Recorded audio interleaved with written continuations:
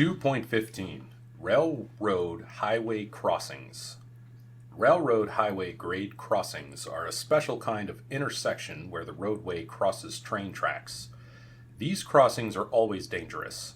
Every such crossing must be approached with the expectation that a train is coming. 2.15.1 Types of crossings. Passive crossings. This type of crossing does not have any type of traffic control device. The decision to stop or proceed rests entirely in your hands. Passive crossings require you to recognize the crossing, search for any train using the tracks, and decide if there is sufficient clear space to cross safely. Passive crossings have yellow circular advance warning signs, pavement markings, and crossbucks to assist you in recognizing a crossing. Active crossings. This type of crossing has a traffic control device installed at the crossing to regulate traffic at the crossing. These active devices include flashing red lights with or without bells and flashing red lights with bells and gates. 2.15.2 Warning signs and devices. Advance warning signs. The round black on yellow warning sign is placed ahead of a public railroad highway crossing. The advance warning sign tells you to slow down, look and listen for the train, and be prepared to stop at the tracks if a train is coming. See Figure 2.15. Pavement markings. Pavement markings mean the same as the advance warning sign. They consist of an X with the letters RR and a no passing marking on 2-lane roads. See Figure 2.16. There is also a no passing zone sign on 2-lane roads. There may be a white stop line painted on the pavement before the railroad tracks.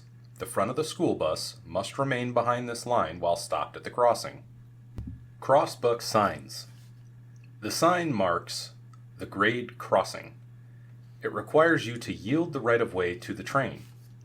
If there is no white line painted on the pavement, you must stop the bus before the crossbuck sign. When the road crosses over more than one set of tracks, a sign below the crossbuck indicates the number of tracks. See Figure 2.17. Flashing red light signals. At many highway rail grade crossings, the crossbuck sign has flashing red lights and bells. When the lights begin to flash, stop! A train is approaching. You are required to yield the right-of-way to the train. If there is more than one track, make sure all tracks are clear before crossing. See Figure 2.18. Gates. Many railroad highway crossings have gates with flashing red lights and bells. Stop when the lights begin to flash and before the gate lowers across the road lane. Remain stopped until the gates go up and the lights have stopped flashing. Proceed when it is safe. See Figure 2.18.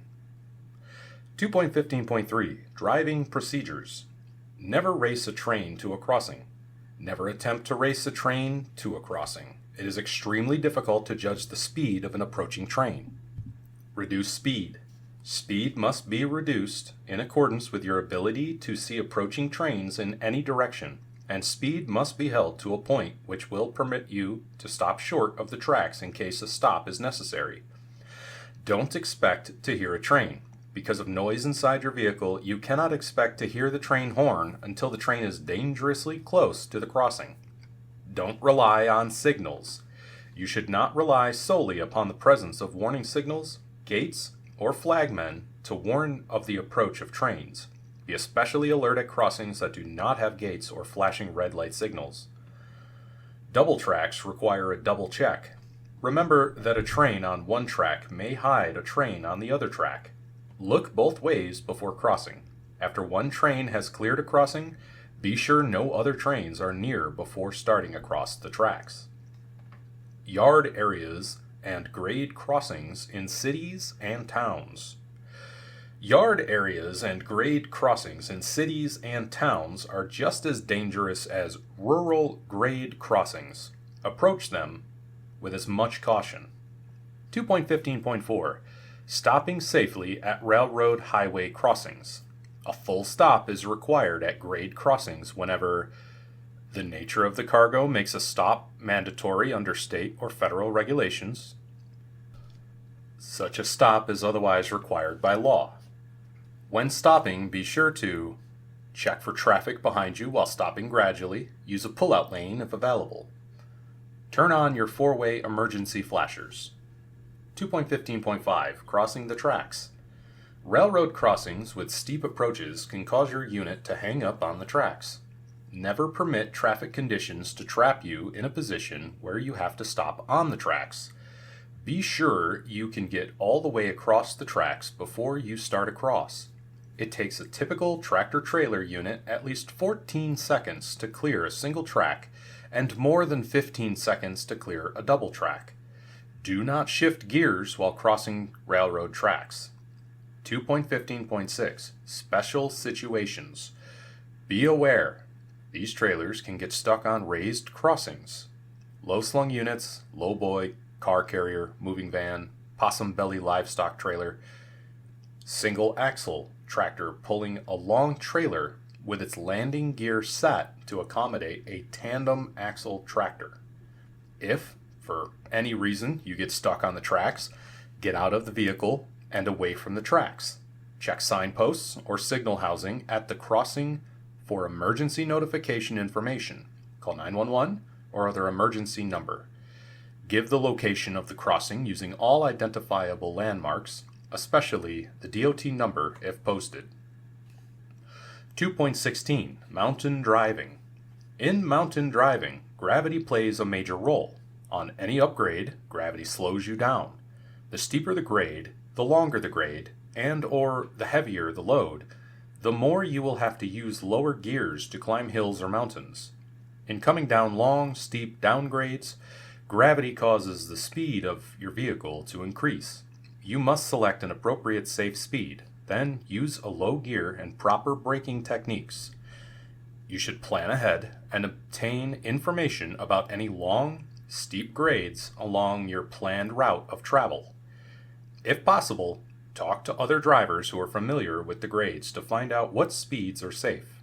You must go slowly enough so your brakes can hold you back without getting too hot. If the brakes become too hot, they may start to fade. This means you have to apply them harder and harder to get the same stopping power. If you continue to use the brakes hard, they can keep fading until you cannot slow down or stop at all. 2.16.1 Select a safe speed. Your most important consideration is to select a speed that is not too fast for the total weight of the vehicle and cargo, length of the grade, steepness of the grade, road conditions, weather. If a speed limit is posted or there is a sign indicating maximum safe speed, never exceed the speed shown. Also, look for and heed warning signs indicating the length and steepness of the grade. You must use the braking effect of the engine as the principal way of controlling your speed. The braking effect of the engine is greatest when it is near the governed RPMs and the transmission is in the lower gears. Save your brakes so you will be able to slow or stop as required by road and traffic conditions. 2.16.2 Select the right gear before starting down the grade. Shift the transmission to a low gear before starting down the grade. Do not try to downshift after your speed has already built up. You will not be able to shift into a lower gear. You may not even be able to get back into any gear, and all engine braking effect will be lost. Forcing an automatic transmission into a lower gear at high speed could damage the transmission and also lead to loss of all engine braking effect. With older trucks, a rule for choosing gears is to use the same gear going down a hill that you would need to climb the hill. However, new trucks have low friction parts and streamlined shapes for fuel economy. They may also have more powerful engines. This means they can go up hills in higher gears and have less friction and air drag to hold them back going down hills. For that reason, drivers of modern trucks may have to use lower gears going down a hill than would be required to go up the hill. You should know what is right for your vehicle. 2.16.3 Brake fading or failure. Brakes are designed so brake shoes or pads rub against the brake drum or discs to slow the vehicle. Braking creates heat, but brakes are designed to take a lot of heat. However, brakes can fade or fail from excessive heat caused by using them too much and not relying on the engine braking effect. Brake fade is also affected by adjustment. To safely control a vehicle, every brake must do its share of the work. Brakes out of adjustment will stop doing their share before those that are in adjustment. The other brakes can then overheat and fade, and there will not be enough braking available to control the vehicle. Brakes can get out of adjustment quickly, especially when they are used a lot. Also, brake linings wear faster when they are hot. Therefore, brake adjustment must be checked frequently. 2.16.4 Proper braking technique. Remember, the use of brakes on a long and or steep downgrade is only a supplement to the braking effect of the engine. Once the vehicle is in the proper low gear, the following is the proper braking technique. 1. Apply the brakes just hard enough to feel a definite slowdown. 2. When your speed has been reduced to approximately 5 miles per hour below your safe speed, release the brakes. This brake application should last for about 3 seconds. 3.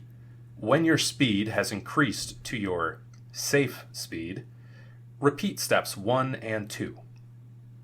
For example, if your safe speed is 40 miles per hour, you would not apply the brakes until your speed reaches 40 miles per hour. You now apply brakes hard enough to gradually reduce your speed to 35 miles per hour, and then release the brakes. Repeat this as often as necessary until you have reached the end of the downgrade. Escape ramps have been built on many steep mountain downgrades.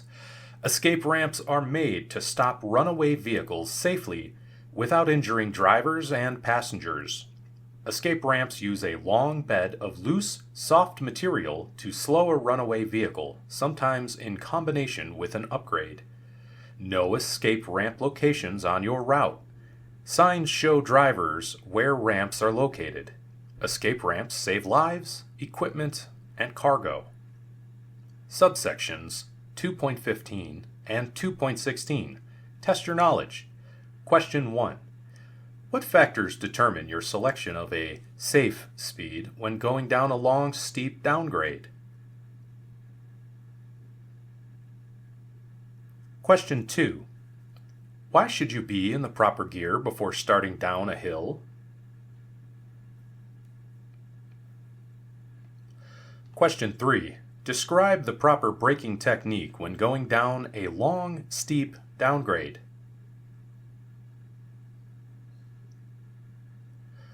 Question 4. What type of vehicles can get stuck on a railroad highway crossing?